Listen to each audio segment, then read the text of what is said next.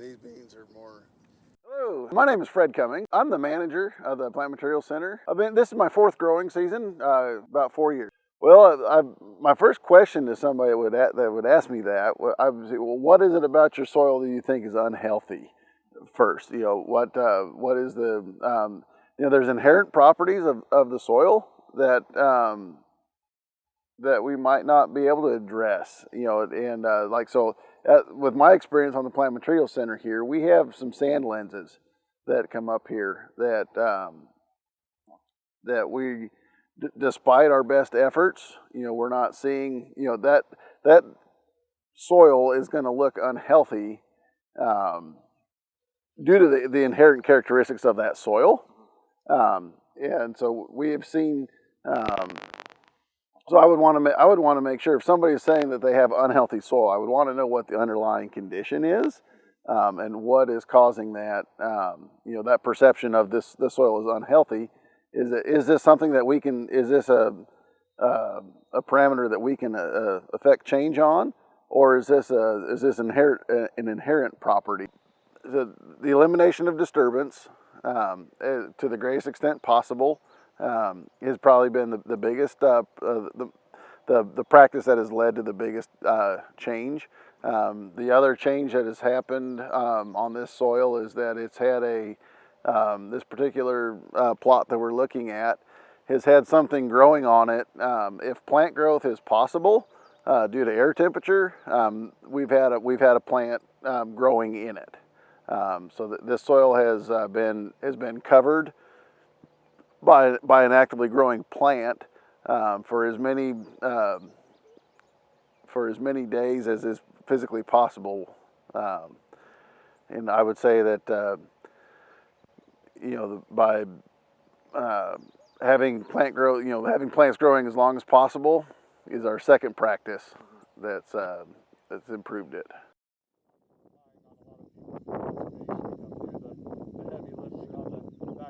I'd love to have more concentration studies, do more water, kind of a non-grass waterway, but a depression. I mean, it's just a depression. My name is Michael Thompson. We are north of Almena, Kansas, northwest Kansas. Basically, I am a 41-year-old farmer from northwest Kansas. I've been farming for about 20 years now. Got into farming kind of through an interesting way that basically I was told not to come back to the farm, and I had to find a way to make it on the farm. So basically we got into a lot of cover cropping, planting some diverse forages whenever we weren't growing a cash crop, and that gave me a way to expand our beef herd and kind of do the beef herd thing, and it's been a way to help cash flow the cover crops as well. Initial soil testing, and maybe we'll see some results with with nutrient cycling on down the road, so that way they kind of have a baseline versus where they're at. And then, just try to be that resource to kind of, I guess, talk them down off the cliff when they're getting frustrated, or, they get, and, just be farmers helping farmers. And I guess the whole idea is that, this kind of stuff's going to keep watersheds and keep things cleaner, hopefully bring more moisture to the area long term. If we got everybody planting something that transpires instead of just evaporates, the rainfall is going to stay in the area versus leaving the area. So, and infiltration, so that instead of washing off, because I've got guys now that cut the channels out, they knock the blocks out the end of their terraces so they drain into the ditch because they don't want that water out in their field. So, it's try to help them see things, just provide that extra, I guess, whatever you want to call it, I don't know, coaching, extra, that just be that extra resource for them. And then hopefully the thought is if those 10 guys are real successful in their area, they're going to get neighbors that ask questions so that they can a little more answer. And those 10, and maybe out of those 10, you get 1 or 2 guys that want to help, help people in their area. And the other part of it too is we've kind of got them so that there's kind of guys in regional areas, within 2-3 county areas, so they can hopefully we can kind of go to each other's farms and kind of create a little bit of a peer network too, because some of these guys have probably 3 or 4 years under their belt, and some guys maybe have a year or less, and some of them are just starting no-till even. So, there's very, very, there's varied responses on what they've got. But as far as, we're just trying to create a network. We started out as probably a minimum tillage farm, but we still use tillage. And I knew that if I was to have a place on the farm that I was going to need to do something different. We were going to have some different in productivity and a different in inputs, because we're spending a lot on diesel fuel and chemicals, and fertilizer bill was pretty high. So I determined that we'd try something new, and so we switched over to 100% no-till to start off. And really the no-till wasn't much different than the conventional till. We still had some crop failures, and we were still having pretty high inputs. So we determined that we needed something to help cycle nutrients, and also to help get the moisture into the ground instead of running off. So we started using a little bit of cover crops. At first it was just as kind of a diverse feed for our beef cattle, and then we started learning more and more about the soil improvement aspects and about trying to get more moisture into our profile, which we always need a full profile of moisture to make our cash crops grow. So anytime we can alleviate some compaction layers and get more moisture into the soil, it's a good thing. So through attending meetings and through talking to people that had already done this, we started learning about the different varieties of plants that we could plant to alleviate some of those layers, and to start nutrient cycling on our farm, and to basically help us have some diverse forages to feed our livestock. Probably the biggest thing that I guess was the most challenging, and also one of the things that sold us the most on cover crops, was in 2013 in our area we were very, very dry. We only received a few inches of rain all summer long. And we determined that we'd been doing cover crops on a very small scale prior, a few hundred acres. That summer we had almost 700 acres of cropland that was fallow, and we determined that we just wanted something for soil cover. And we were just going to get, if we got enough to keep it covered so that it didn't dry out in the sun and bake out like a brick, we were going to be doing pretty good. And we planted our warm season mix of millets and sorghum sedans and some cowpeas and sunflowers.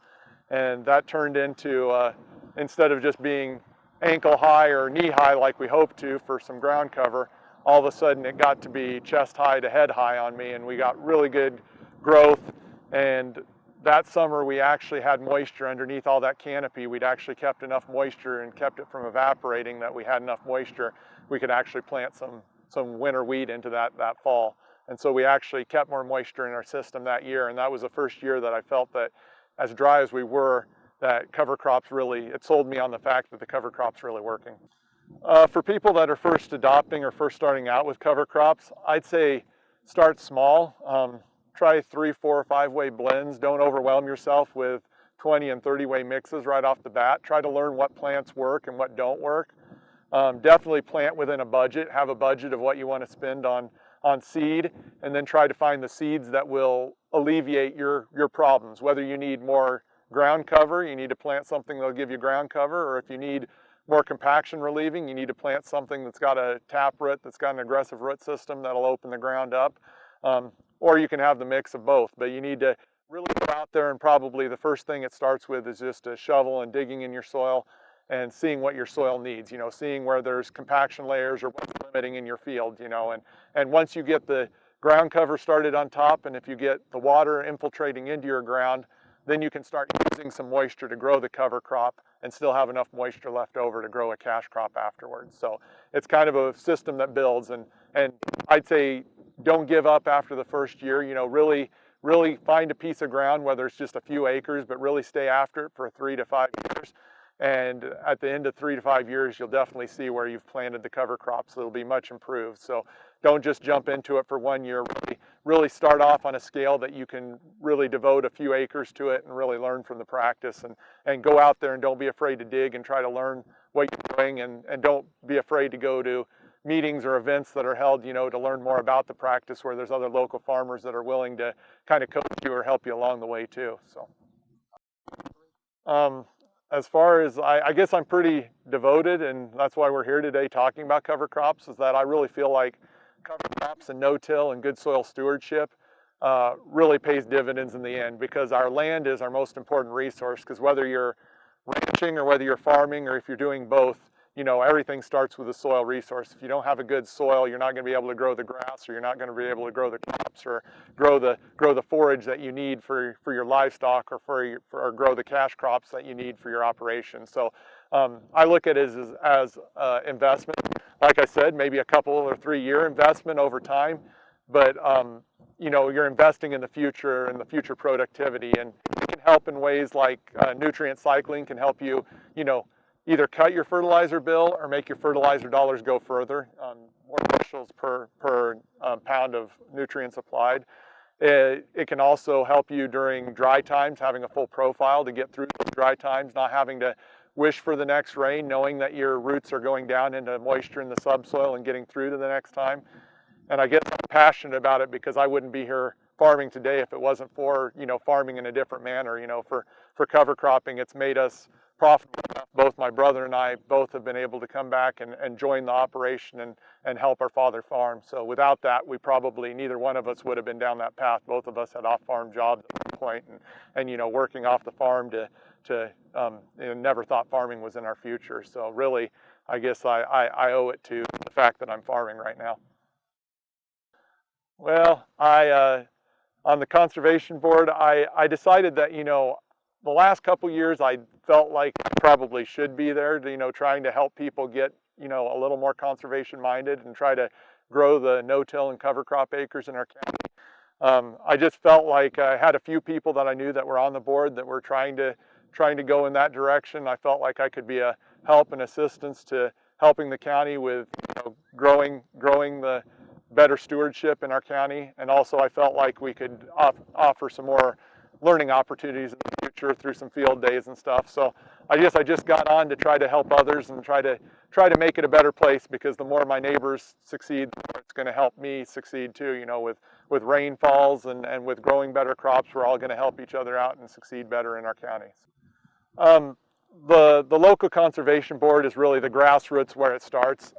If they have they need to be vocal in protecting our soil, because I think a lot of people that are policymakers are far enough removed from our land and from our farms that they might not have that direct contact to know what is or what isn't the best for the soil.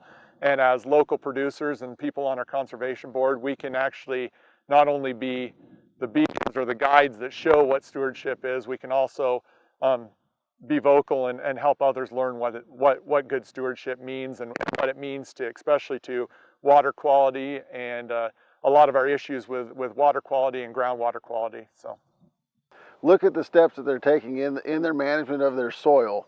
Look at the steps that they're doing right now, and evaluate them from a standpoint of with purpose in mind. Is there a purpose behind this this management step that I'm taking?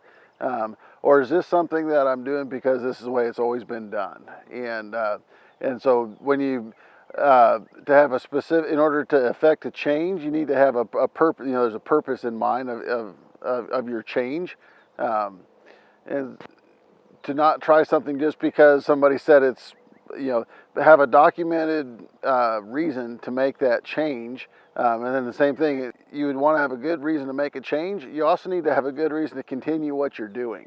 And so I think one impediment to healthier soil is our past. You know, we're comfortable. There's a lot of practices that we do, not because we've analyzed that practice and determined that, yes, that practice is moving my soil health in a positive direction, or this practice is making me money. But we're doing this practice because I've always done this practice. And I think that's a very key part of improving your soil health is an honest evaluation of what you're doing and why you're doing it.